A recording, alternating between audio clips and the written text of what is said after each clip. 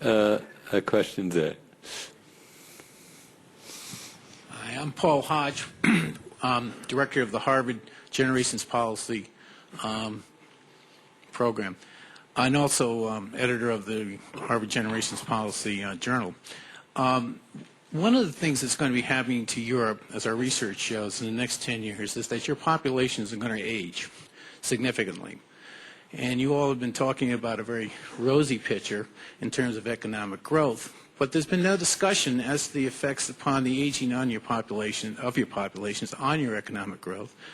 And I was wondering what your comments would be on that. Pat Cox. Very briefly, for my part, whenever we discuss this famous Lisbon agenda, you got one of the headline goals about knowledge-based economy. But a big part of the structural reform agenda within that is to look at demographics and their public financial implications. And indeed already in the debates in France, Germany and Italy, where these demographics are now real and present, and where they're impacting and will continue to deepen their impact on public budgets, these are the very hard, front-end, difficult, short to medium-term policy adjustments that are being discussed and debated with, if I may use the phrase in the European model, social partners and in society. And it's very difficult politics, of course, to say you've got to work longer and that we pay less pension some way. But I think one of the characteristics is that we are heading into that, and it is in our Lisbon agenda, but it gets lost under the wider headline.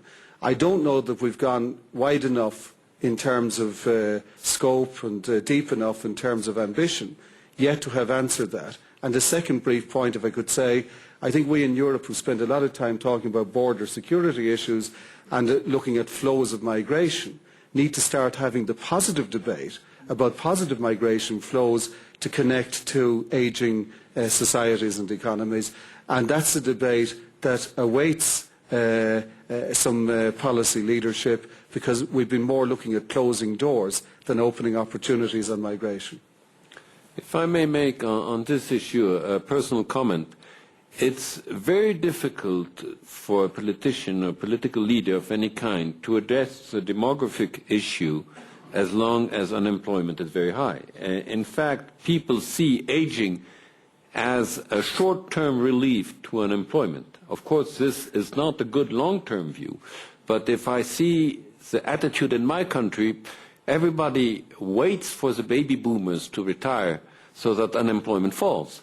And probably this issue of demographics will be addressed, maybe a bit too late, but it will be addressed once the issue of unemployment is not at the top of the agenda of most political leaders.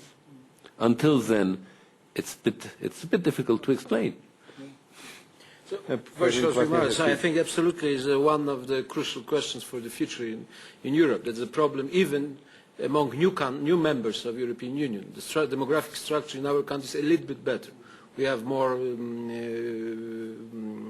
youth, children, but still the problem is the same.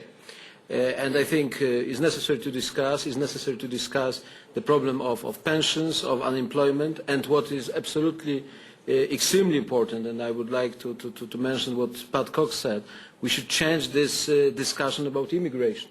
Because in longer term, the problem of immigration is a problem for my country too. And psychologically, the people is not prepared. Even now we have each day more than 1 million workers from the East. But that is officially, unofficially, but this process is going. And I think the task for the politicians is open public debate about this necessity in the next some years, even less than 10 years. President Novak? One sentence. The aging population in Europe. This is certainly at the moment one of the priorities of politics in European countries. And this is also the reason why defense spending will not be increased in 10 years, not significantly.